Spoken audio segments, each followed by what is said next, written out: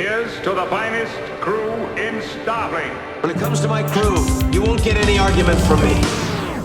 This is a parody. Paramount owns the song. Welcome to The Greatest Generation. It's a Star Trek podcast by a couple of guys just a little bit embarrassed about having a Star Trek podcast. I'm Adam Pranica. I'm Ben Harrison, maybe more embarrassed today than ever. You've got nothing to be embarrassed about, Ben. Why would you be embarrassed today? I feel like I'm having one of those dreams where I showed up to class naked and nobody else did. I thought we were doing a naked episode or a shirt, an undie pants episode. You're referring to the square that we hit at the end of the last episode. Yeah. Square 69. Nice. Being the decontamination chamber episode, which says we've got to record in underpants. Right. Oh yeah, I thought that meant after the Maron. I thought the show. Wow. I thought there would be like an over the top of the head disrobing. Wow. Kind of move. Oh. Like for show start. I consider the Maron to be part of the show. God, you know what? Now more than ever, with Maron taking an exit, I should honor him by getting shirtless. I'm doing it right now. I'm getting in my underwear. Take it off. Take it off. Take it off. Take it off. Woo! I've never seen purple underwear before, Calvin. Oh, yeah. Oh, yeah. He's svelte. Feeling good. What happened with Maron? He's taking an exit? He's leaving? How did you not hear about the biggest news in podcasting? I don't know. Getting my head up above water at all is a challenge these days. Marc Maron heard that we named a segment after him on his show, and he said, that's it. He's I'm packing done. it up. Wow. Yeah. Yeah, after, I listened to his announcement, and he made it seem like after a certain amount of years doing podcasts, you just get burnt out and you don't want to do it anymore. Mm-hmm. I don't know what he's talking about. That's nuts. That's weird. I mean, I guess he's like kind of a big-time movie actor now. Yeah. Yeah, he's doing a lot of other things. Maybe that's the difference. Yeah. Yeah. Remember that time we saw him at the airport? Yeah, at the Sky Club. He was Yeah. great. Anyway, RSVP WTF. Another podcast we have vanquished. Yeah, finally. Doing bits like these, Ben. Yeah. I don't think he ever did a shirtless and pantsless show. Cowardly. He never did a decontamination chamber show the way we're doing right now. Mm-hmm. Are you drinking a booze for this? What's happening? No. Just to like for the audio only folks, you're seeing a lot of flesh on the video feed, and you're seeing maybe a temporary tattoo on Ben's chest where a comm badge would be. No, that's a permanent. Wow. Yeah. Yeah, I got Amazing. a comm badge permanently tatted on the chest. You should get that touched up. DS9 style. Well, I mean, you have to, right? Because like as I age and sag, the shape of it will inevitably change. It doesn't look as good as when I got it 10 years ago, obviously, but It's going to look like a blobby comm badge. yeah. You're also drinking on the episode today, Ben? What do you have in the glass? It's just a seltzer with, I put a splash of cranberry juice in it to liven it up a little bit. Oh, yeah. Maybe take care of a UTI situation. Clean out the ducts. Gotta do that. Yeah.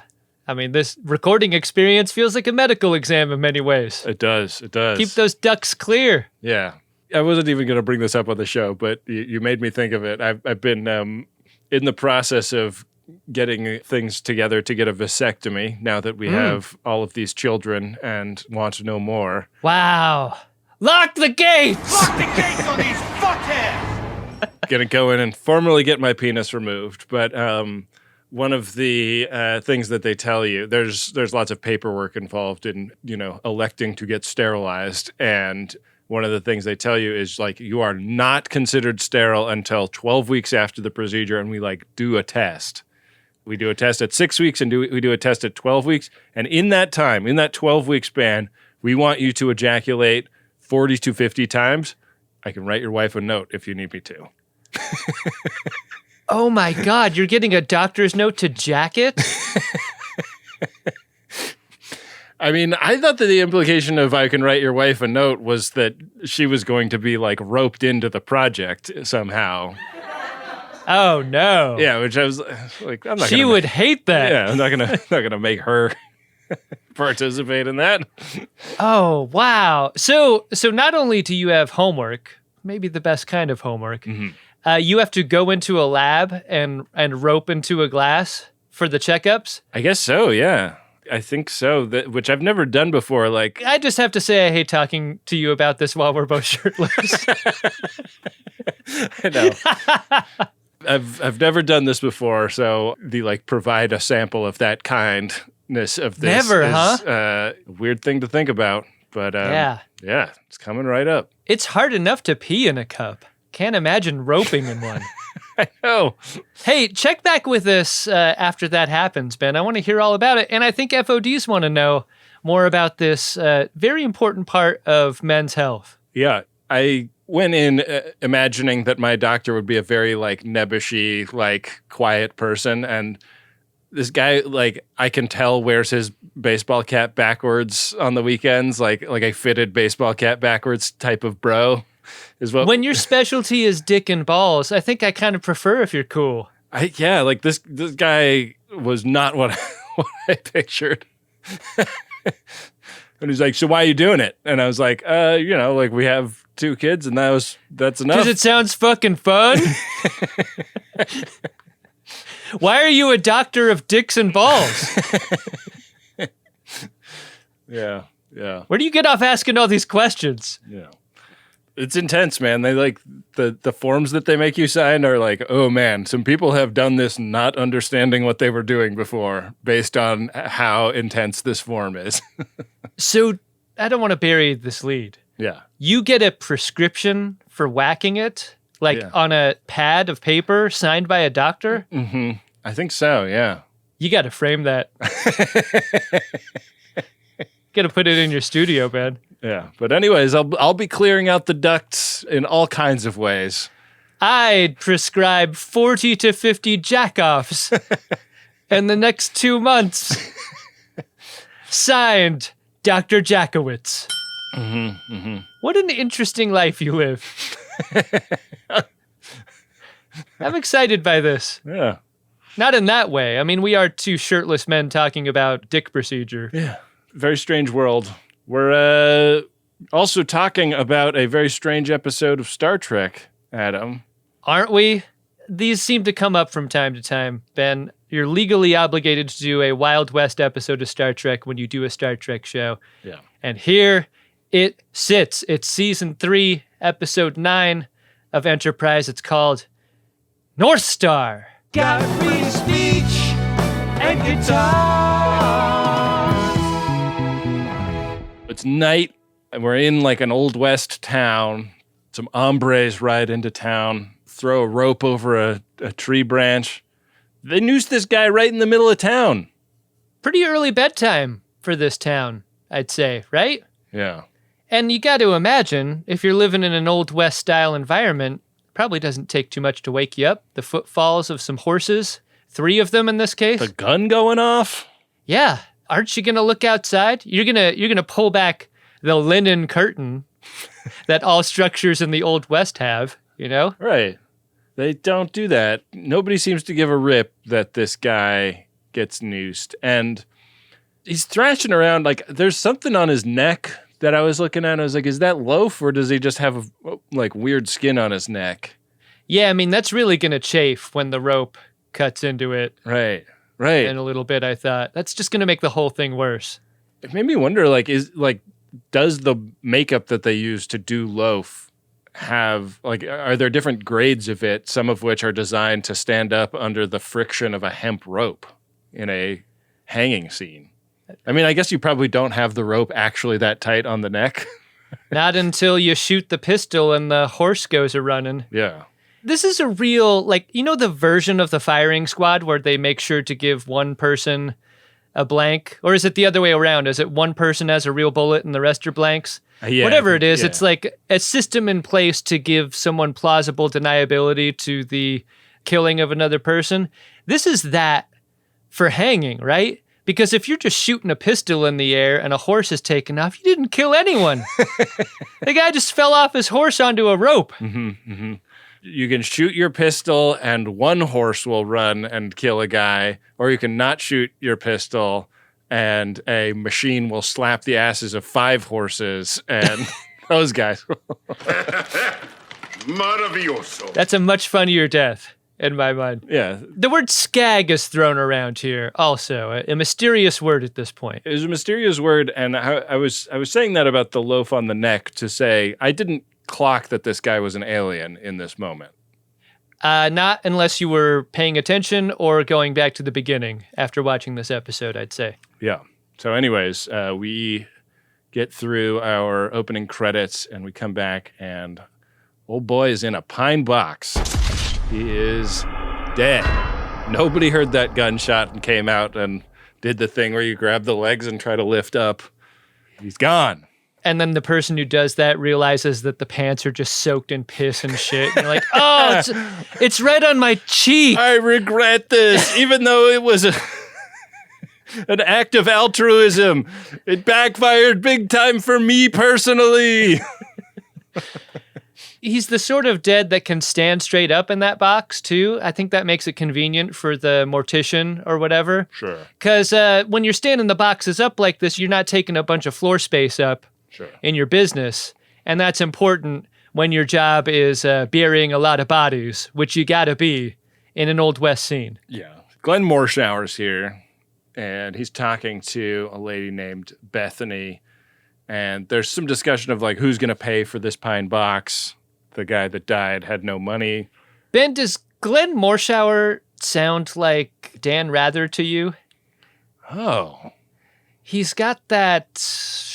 It's not a full-on sibilance, but it's like a way that Dan Rather and Glenn Morshower sound, like has that same kind of... Yeah. There's a to them. Yeah. Yeah. Self-defense or not, that's a hanging offense for a skag. They got stormy sibilants, you know? Yeah. Oh, man. Fun to see Glenn Morshower in, like, a wig and a mustache. Like, a very different look for him. He looks so great. Fun to see him not playing a Secret Service agent. I feel like that's pretty rare. He has a different gear. That gear is sheriff. Yeah. So they're talking about, like, whether this was a just killing or not. Feather's like, what are you talking about? They did just kill him. Yeah. Like, last night? And this becomes a bit between her and the sheriff. Like, right, but I'm talking about it, like, as in justice or whatever. Yeah, just us? It's just us talking about what happened last night. It's just on ice as a... you know, like, this guy apparently killed someone and so, like, was going to stand trial and probably be hanged for it. So why not cut out the middleman and just lynch him? Is basically the argument that the sheriff makes, and that's pretty horrifying. We pull back to Archer and T'Pol, who are sneaking around in Western drag as though they are participating in Alexander Rozhenko's favorite holodeck program. I was thinking about the scene that we don't get in this episode, which is like Enterprise in orbit, studying this place from above, going like, are they really like wearing cowboy hats and shit and like vests and boots and stuff? Because they'd be like looking through a telescope at the surface and be like, it kind of looks like they're roping dogies down there.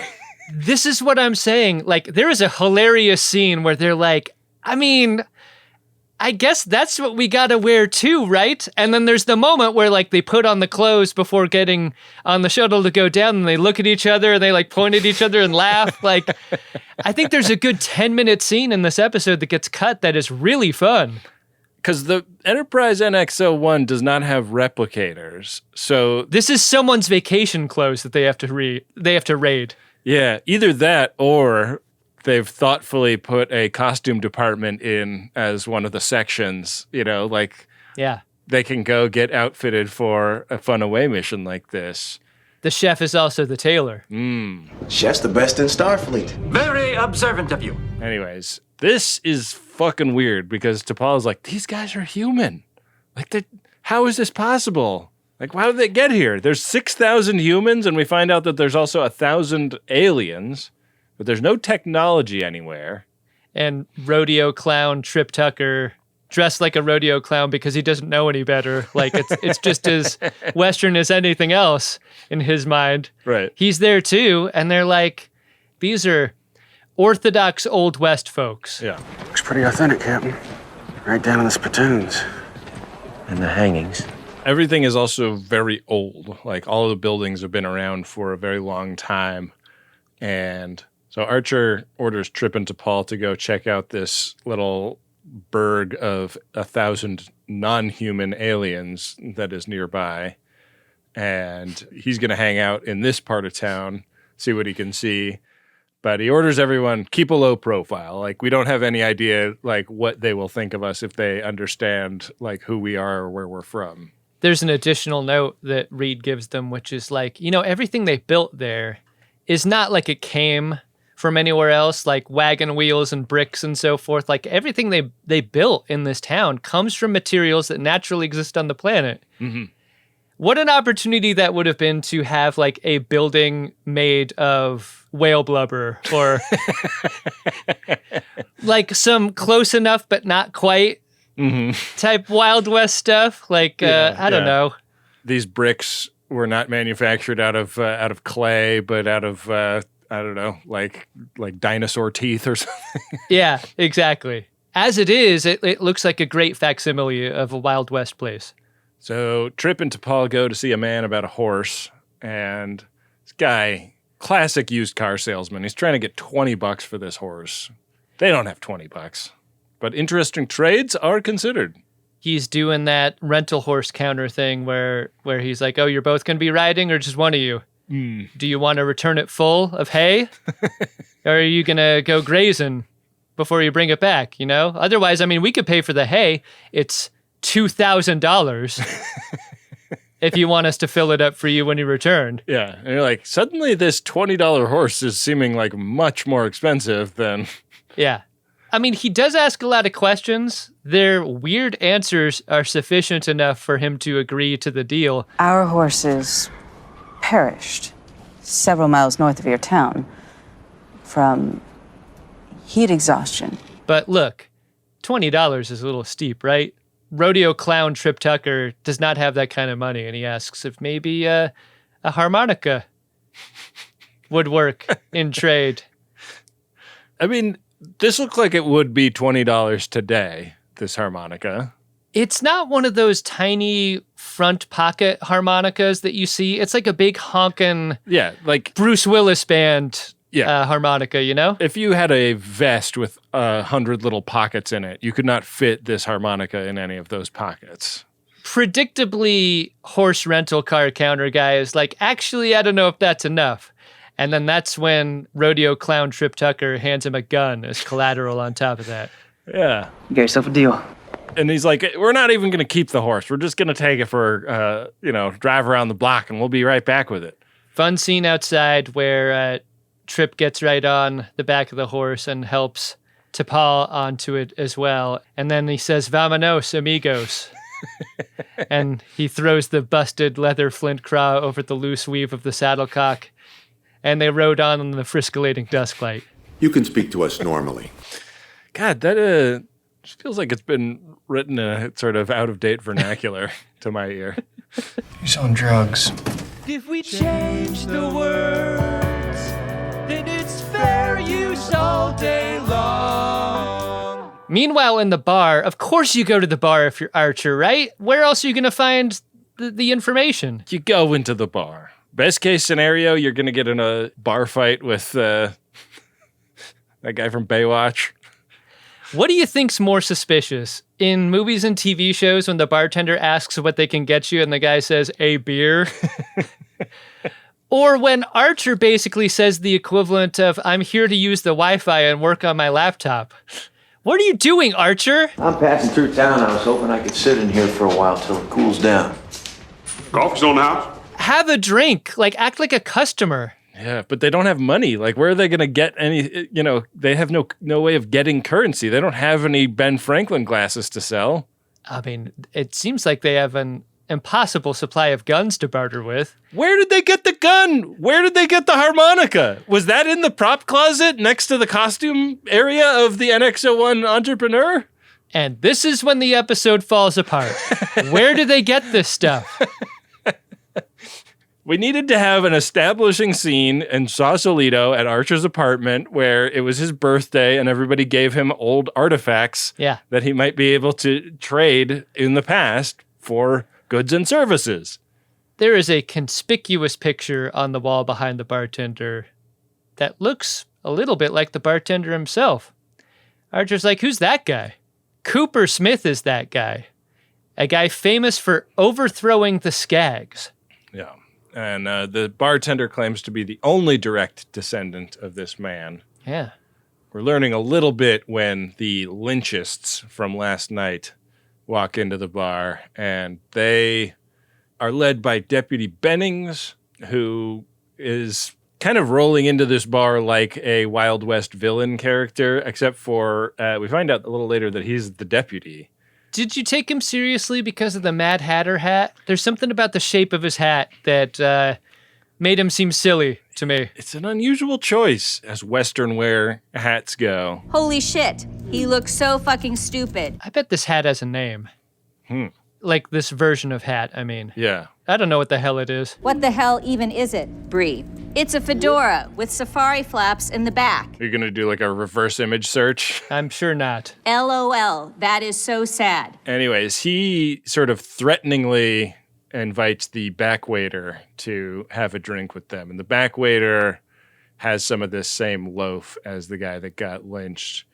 And it's the kind of loaf that I think reads as like, is this like, are these boils? Like, is this man sick? Or is this like... Yeah, like exposure to nuclear material type loaf to him. Yeah, so like, I think that its place as a alien design that is a little bit hard to tell what exactly it means early on does a lot of work in this episode because... Right. You still don't really know what the deal is with the Scaggs yet, and we don't even know that this guy is a Scagg until it's like becoming a bone of contention between him and Deputy Bennings, and him like challenging Bennings to shoot him. It's a real power move from a bully, right? This is one of those like I'll even let you hit me first type of fights between a bully and a nerd. Yeah. And that's just what the Scagg is, right? He's just a nerd. It's getting really intense. It's kind of looking like Bennings has found his next victim, and Archer diffuses the situation a little bit. Excuse me. You think I can get some more coffee before you shoot him? Sheriff Morshower comes in and wants to know like what's going on, and it's explained away a little bit, like, oh yeah, nobody was trying to kill anybody in here. We're just having a friendly conversation. Anyways. This newcomer seems to be poking his nose in everyone's business, and we're feeling pretty suspicious of him. So Sheriff Morshower tells Bennings, like, make sure that guy gets out of town. Like, I've noticed him too. Like, let's just keep an eye on him for now. I love how transparently the dialogue is in response to something someone said in the writer's room about, like, so it's hot here, right? And we're in the Old West. Do you think it's weird that Archer orders hot coffee? And everyone in the room is like, oh, fuck. We are fucked. This scene doesn't make sense at all. And then they're like, well, what if we have Sheriff Morshower kind of put it in dialogue that's a little weird, right? Yeah. Then we can leave it in, but we call attention to it like we know how weird that is. We know how weird it is. But then the writer's assistant is like, but why would they have a piping hot pot of coffee on in this room on a hot day in the first place? And why would it be free? Why would they not be charging for it? Yeah. And that's when the writer's assistant gets fired. Yeah, RSVP, that writer's assistant.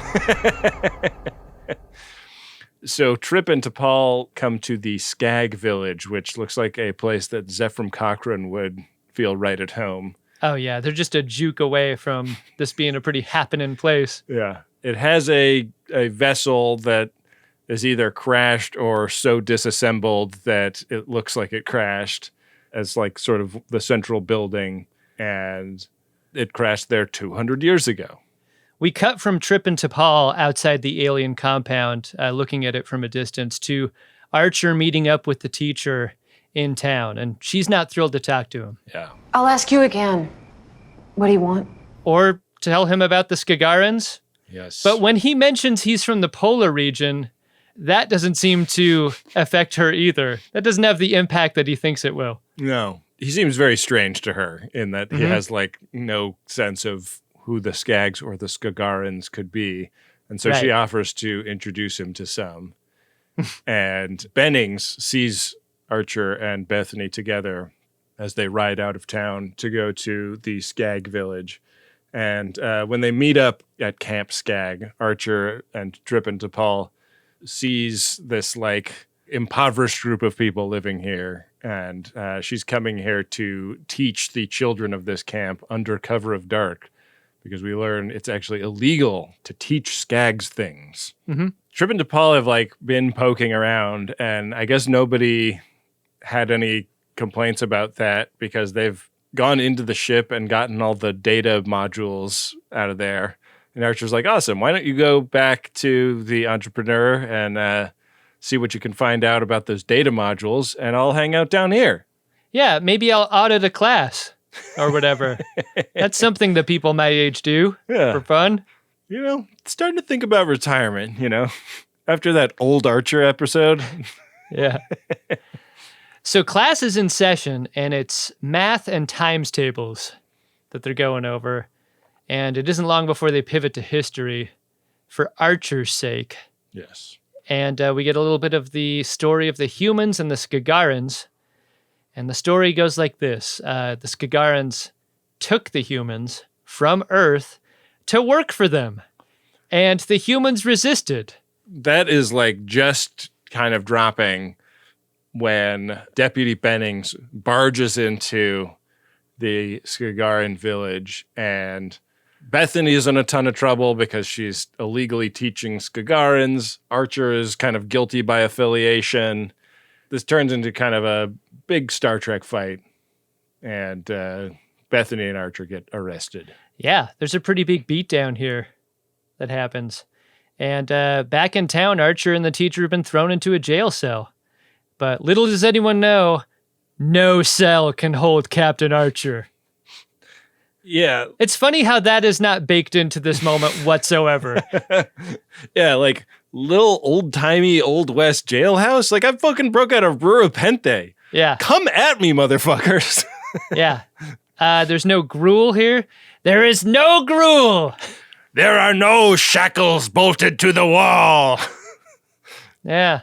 On the surface, most things can survive. The lesson that was started in the previous scene, we get a little bit more of that here, this backstory to the humans and the Skagarans. This, all that ship debris that we saw out there, I mean, that's the ship that took the humans to this planet. And as soon as they landed, the humans revolted, led by the man in the painting at the saloon that you saw earlier, who is known as a folk hero to some people, but a butcher to the Skagarans. And here's the thing. They're talking a little bit around the idea of it, but it is clearly a humans stolen to work as slaves for the Skagaran situation. Yeah. And it feels a little weird for this teacher to take the whole good people on both sides argument here between the slave drivers and the slaves during the revolt, you know? Right, like the guy fighting back against his own enslavement took it a little far for my taste. It's like, I don't know. Yeah, so ever since, it's so weird, right? Like, there's been kind of an iciness between the Skagarans and the humans. Humans made up a bunch of laws, not really fair to the Skagarans, just to hold them down, right? Yeah. Legally, it's just a fart joke. You will never take the greatest gin alive. Ben would rather die. What? So we get a scene where Sheriff Morshower is getting shaved and has Archer kind of walked over in manacles to talk to him. If you're the guy getting shaved in an old-timey Wild West straight razor kind of way, you don't want to be given surprising news in any kind of meeting, right? So what I'm thinking is this sheriff is expecting not to be surprised by anything Archer says. He's like, it's not like this guy's like from another planet or anything. Like like I basically have his number. I will be still and unmoving as this extremely sharp blade is drawn over my throat. You ever get a straight razor shave? It's great. There's nothing like a barber shave to make a man feel civilized. I feel civilized enough. But it is weird when something that lethal is being dragged around your face by somebody you never met before. And then I don't have to shave for 2 weeks. It's great. So yeah, he pops a bottle of whiskey. This is Skagaran whiskey, which technically is illegal, but what with all the things that go down in a barber shop. I guess this guy's like a barber surgeon.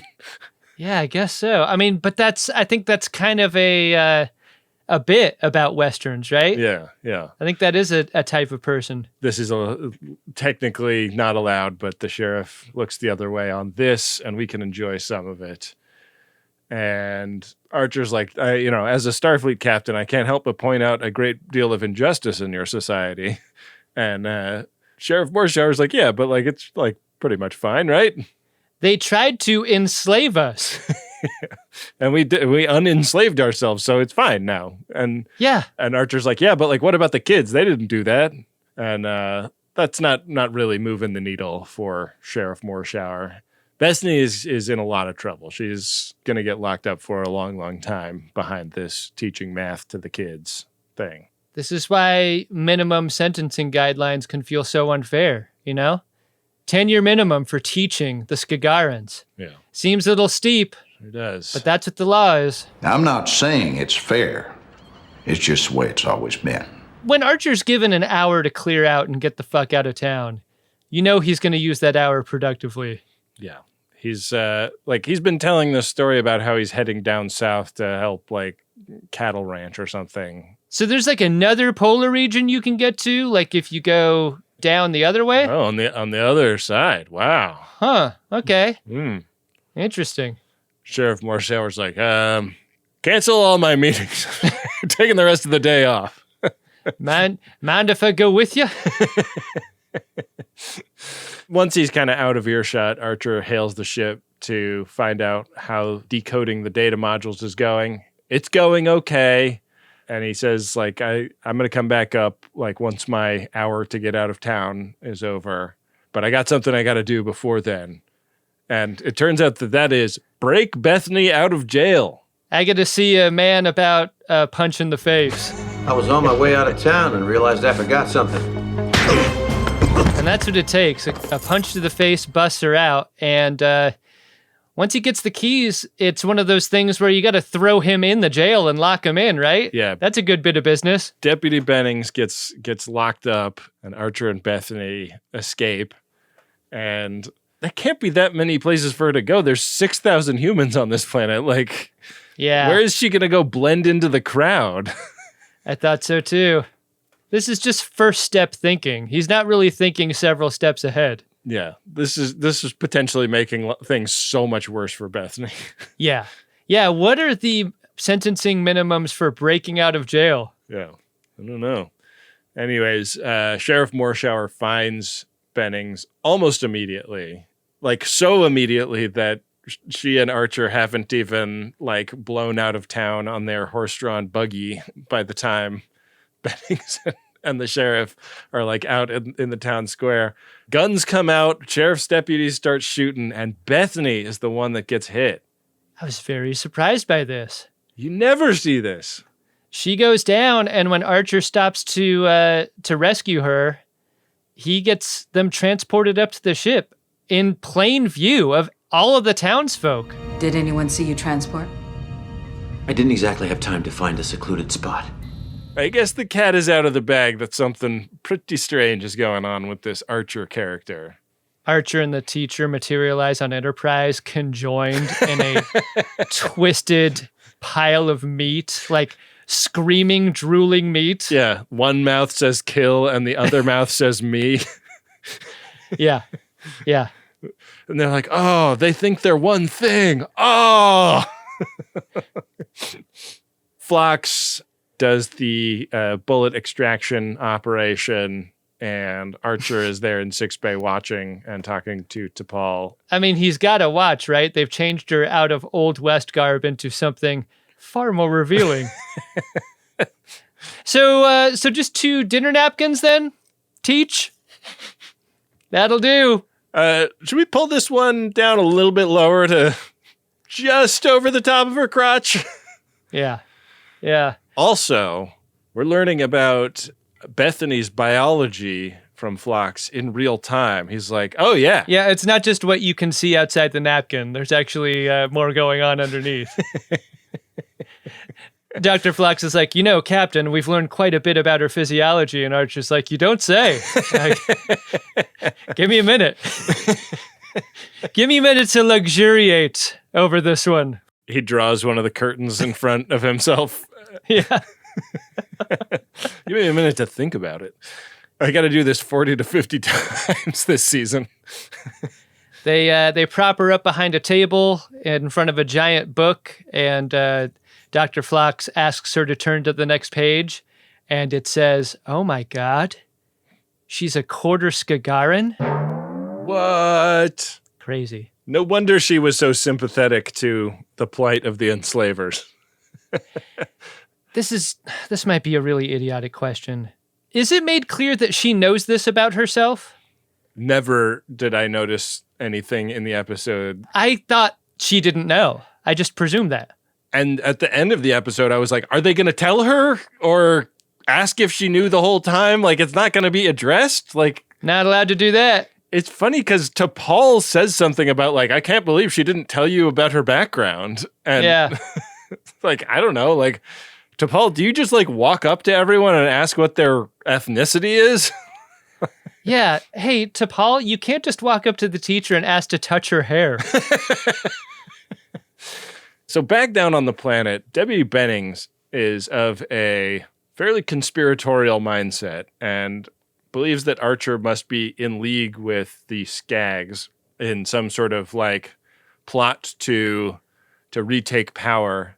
And so he is kind of pushing Sheriff Morshower into a, like, we need to start thinking pretty seriously about genociding the rest of the Scaggs. Like, we don't want any problems like this. Do you think there was a joke on set about, like, you're shooting in the heat, you're wearing these thick clothes? Do you think number 1 on the call sheet should take time for more showers? Is that a thing anyone said to anyone else? Do you think anybody has ever walked up to him and said, like, how's the hog? Are you a grower? And he said, no, more of a shower. That's great. That's better. That's a lot better. You can't just walk up to the teacher and ask him about his hog, okay? Well, I don't know. I guess so. Yeah, she. Hey, make sure Jerome knows that before his first day of school, all right? I will. That's kind of our prime directive here in our house. Yeah. Sheriff Morshower is like, okay, I'm open to this genocide thing. Like, some suspicious stuff has been going on. Like, Archer had that weird gadget he was talking into, and then he disappeared. Like, maybe the advanced technology that the Scaggs used to have has been hidden from us. But I want some proof before we do the genocide. Like, that's what it takes to enforce the law. And Bennings is like, oh, if that's what it takes for you, I'm going to do a thing that people have done in Star Trek for time immemorial. Take my badge off and drop it. Yeah, I love that it's not just a Wild West episode in a Star Trek season. It's this meta moment within that involving the badge. It's really fun. Yeah.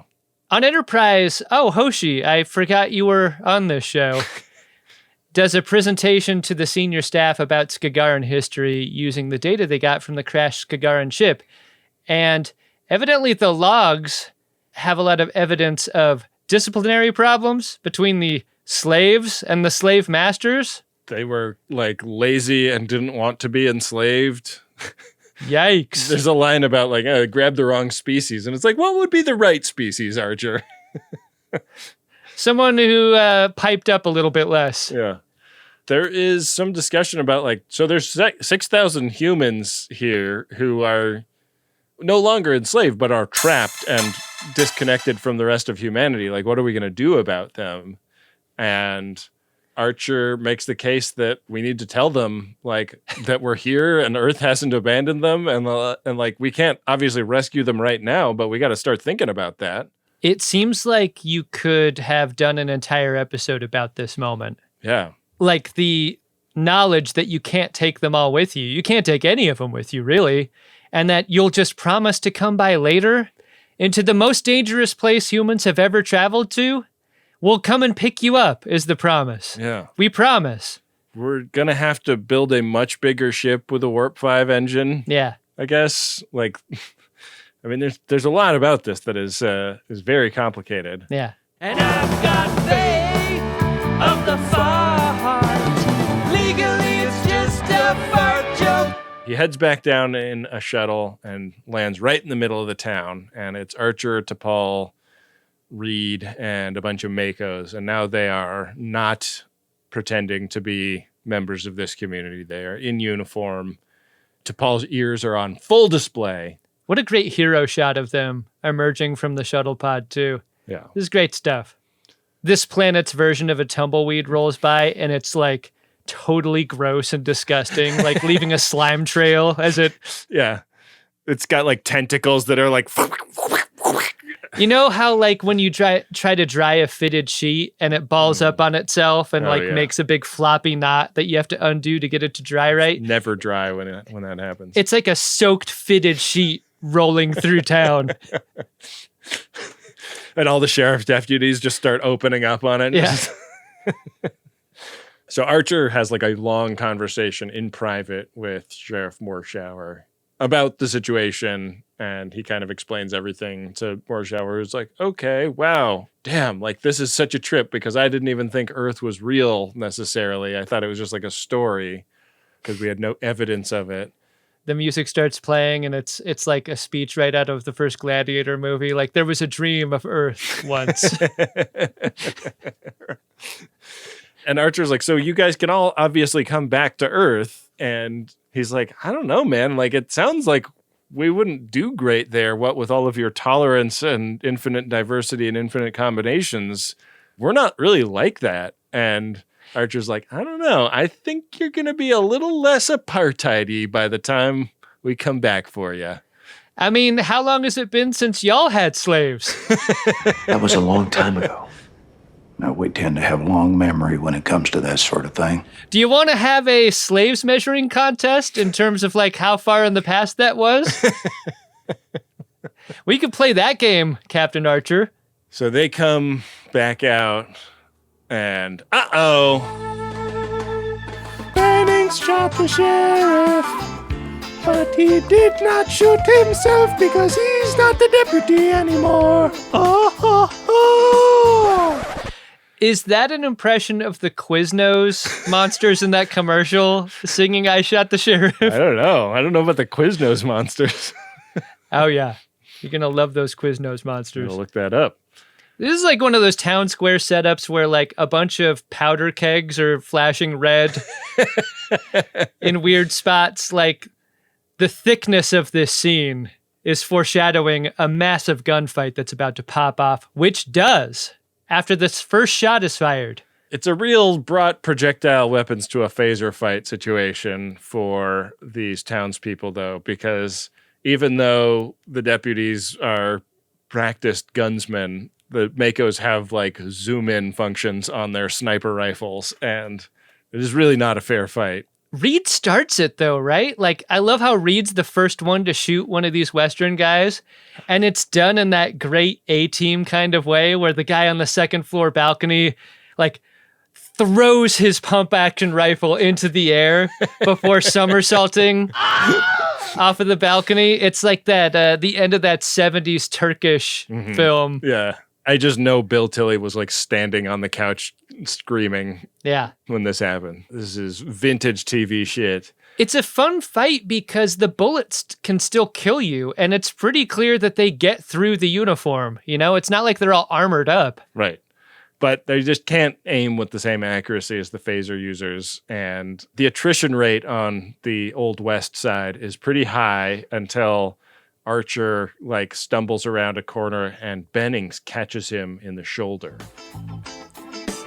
Bennings shot the Archer because he is a former deputy.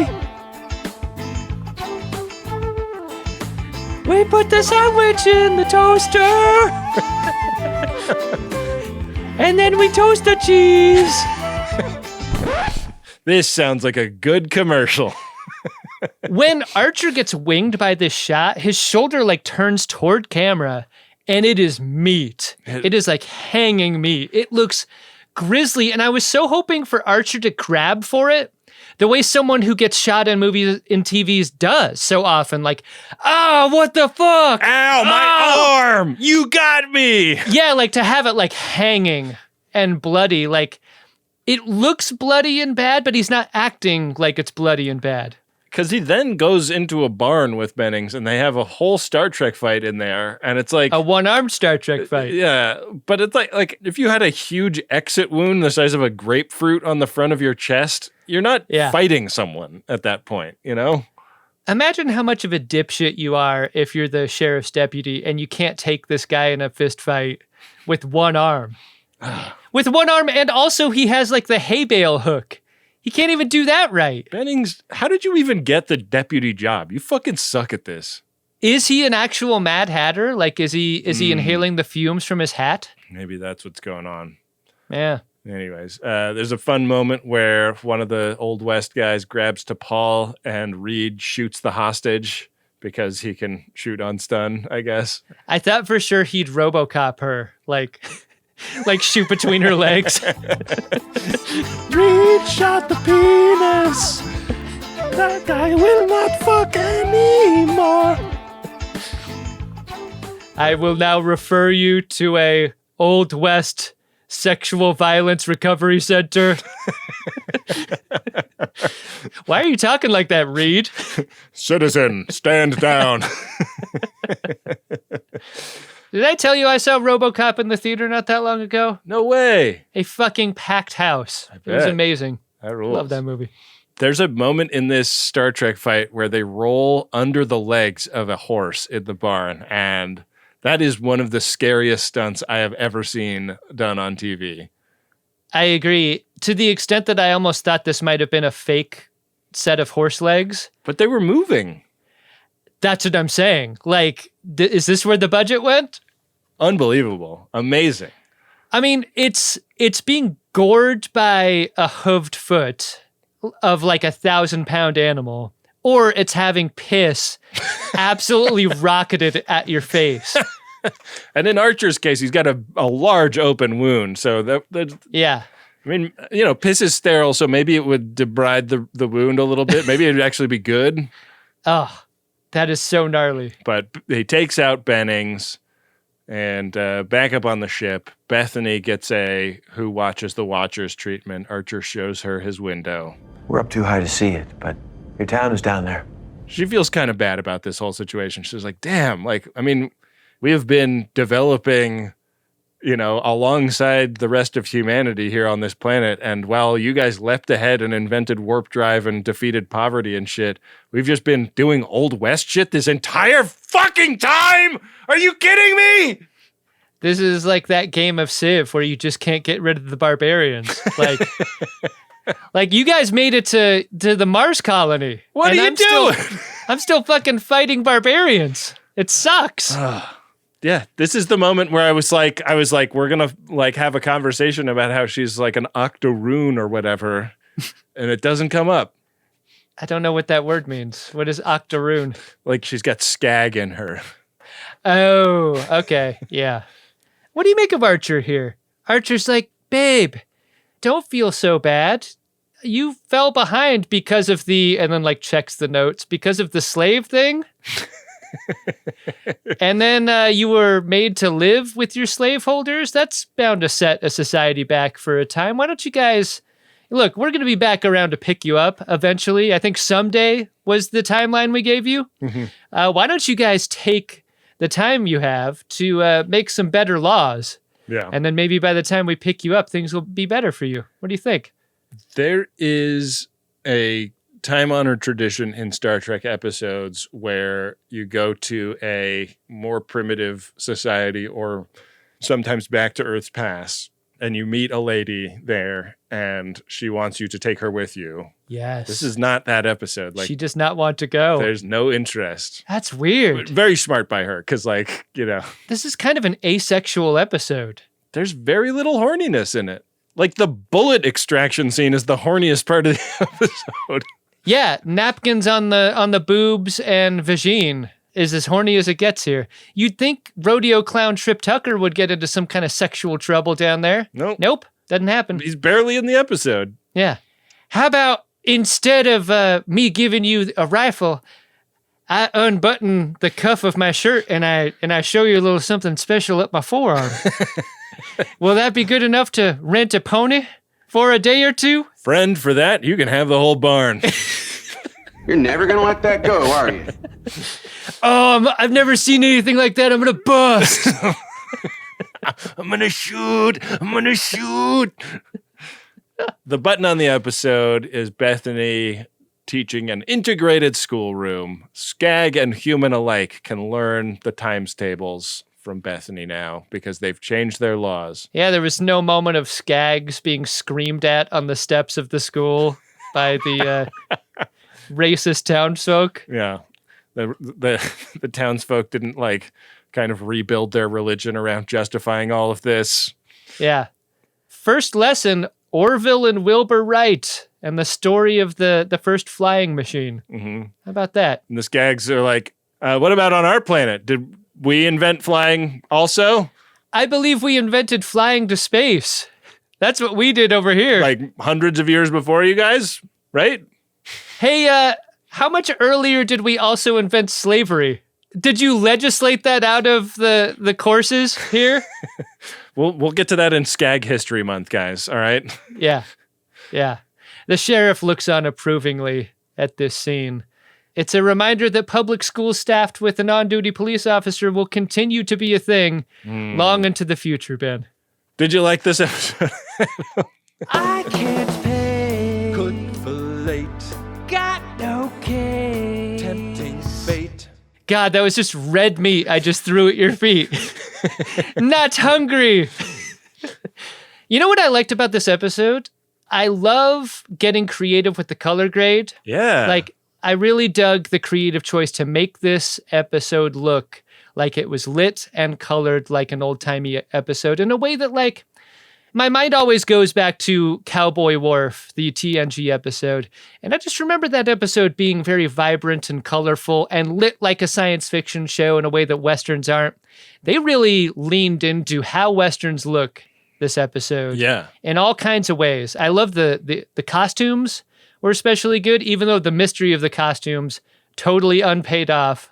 What a great looking episode all the way through. I feel like in the TNG era, they probably would have had to shoot the Western stuff on like different film stock, and they're not going to do that. Yeah, like this is firmly in the era of we can take this into a color grading environment and like pull sliders to change what it looks like, and it's so cool that they have the ability to do that now. And the episode looks great. It's also like, I think it does a good job of grappling with those, like, the injustices of the past still haunt us today issues without trying to meticulously map it onto a specific relatable situation. Like, yeah, because those kind of preachy episodes suck. Yeah, like it manages to like give you interesting perspectives on that situation without like telling you exactly how to feel about any of it, or putting it in terms that are like immediately recognizable as a specific metaphor for something that's happened in Earth history. So you have to like think about it in those terms. Yeah, there was a little bit of discomfort with the whole, like, the reaction to the awful thing being equivalent to the initial awful thing when really there's no equivalency at all. Yeah. In my mind, like, a little squishy. I think they hit a couple of off notes in an otherwise pretty interesting episode. Yeah. Gotta say, like, before we go, I don't know where else to put this. Scott Bakula looks great as a cowboy. You give that guy a little stubble and the right hat, thought he looked great. Yeah, he sure did. He fit right in. Yeah. Good job, everybody. Do you want to see if there's anything in the Priority 1 inbox, Adam? hopefully the FODs did a good job. Priority 1 message from Starfleet coming in on secured channel. Need a supplemental income. Supplemental income?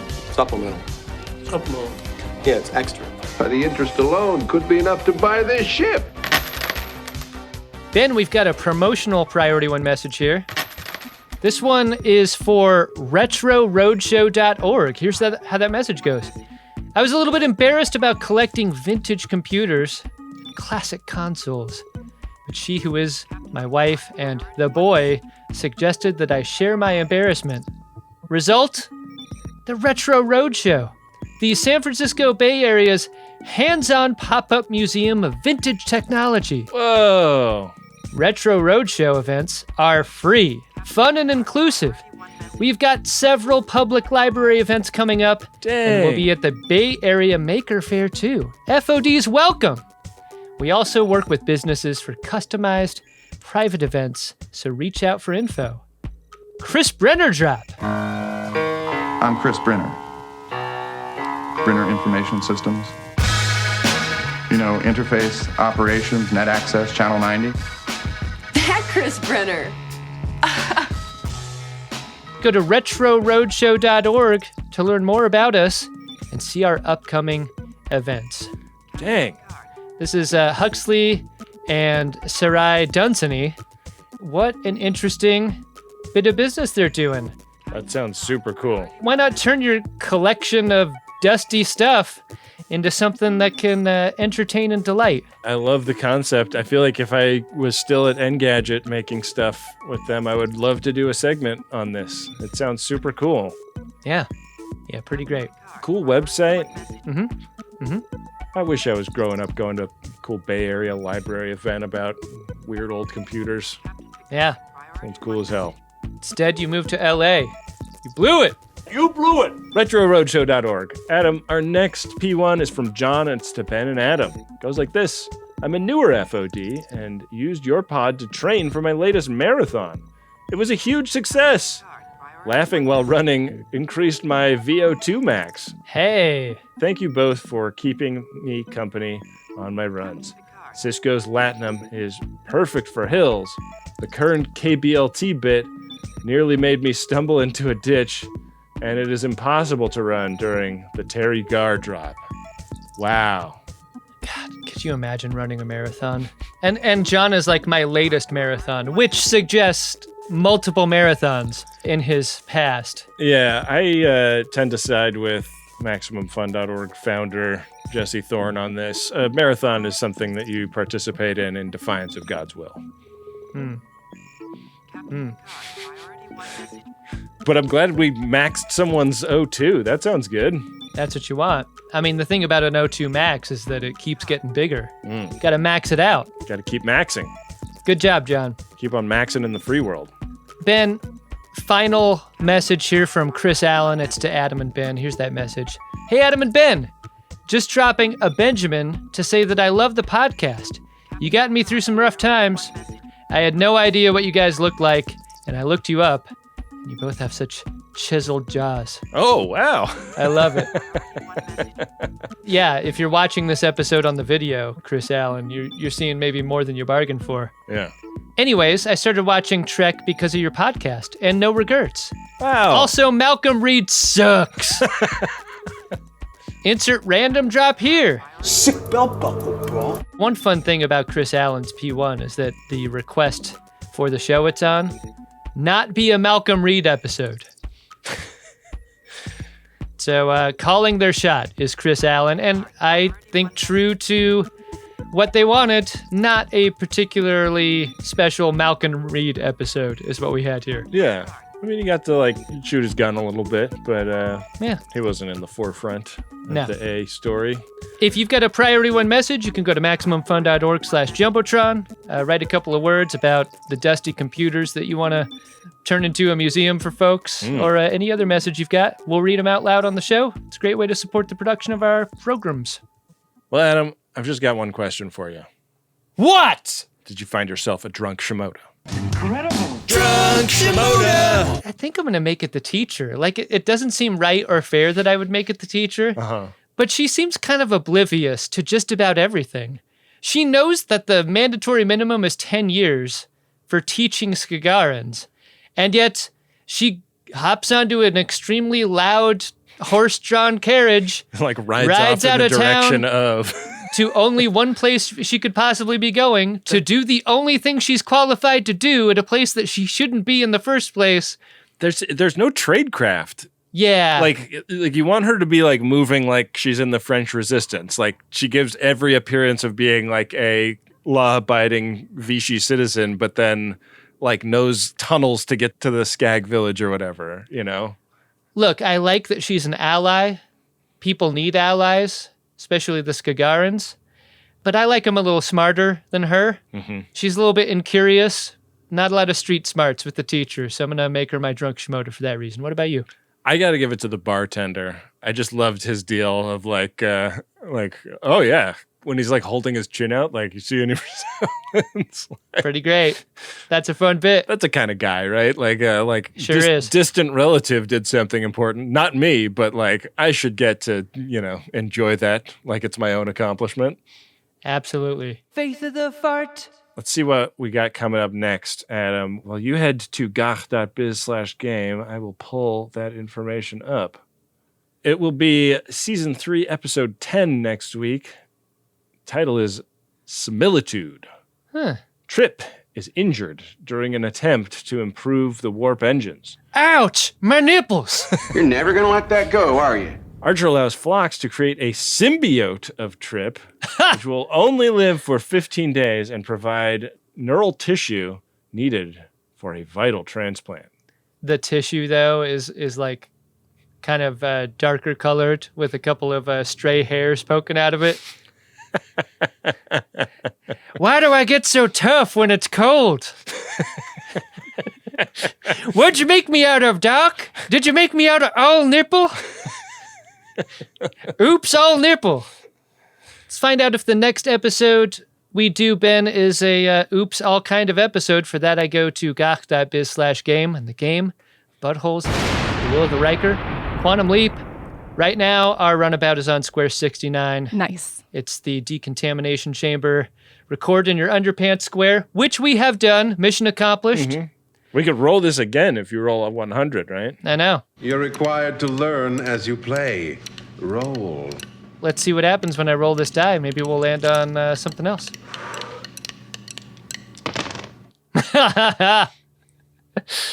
Ben, I have landed on a 27. And that means 2 special episodes in a row. Whoa! For the upcoming episode shall be a Brone Zone episode. I take it you're in charge here. Team Leader Brone, 4th Bory Defense Contingent. I gotta get a pump. That's it, get it. Which means we must communicate on occasion using the glorified Vori tellings vocabulary and manner of speech during the fullness of the recap of this episode. I am so excited for this. How about that? I love going back to the Brone Zone. I feel like we're going to get back shirts, but they're just going to cover our chest, not our arms, right? I really feel like a Brone Zone episode should have also been an implied shirtless episode. Yeah. Not the case. I got to go get a pump. That's it, get it. Thanks to everyone who listened. Thanks to the Friends of DeSoto who support the program at MaximumFun.org/join. Thanks to everyone who watched. Definitely going to want to check out the @Greatest Trek social media accounts for the video of this week's episode. We got to thank Wendy Pretty, our producer and editor. Fortunately, she only has to do the audio portion of this. Oh, yeah. Rob Adler, our social media manager, he's the one that's going to quit in protest for having to edit this video. Probably the most undyingly loyal to us will always be Bill Tilley, our Xindi wartime consigliere. He'll forgive us, won't you, Bill? He's making trading cards, but maybe not of this week. Or maybe we're a hologram this week. I don't know. Who fucking knows? Hologram shirtless Ben, hologram shirtless Adam. Yeah. I love that. The Discord is at drunkshimoda.com. The merch store is at podshop.biz. Sign up for the mailing list there. We recently took control of greatesttrek.com, so you can get a lot of links to all kinds of stuff that we do at greatesttrek.com. Oh, yeah. With that, we will be back at you next week with another great episode of Star Trek Enterprise, an episode of the Greatest Generation Enterprise, where we're actually taking our rages, turning them back to tremors. How about that? Yeah, transitive property. Feels good. Yeah. Make it so.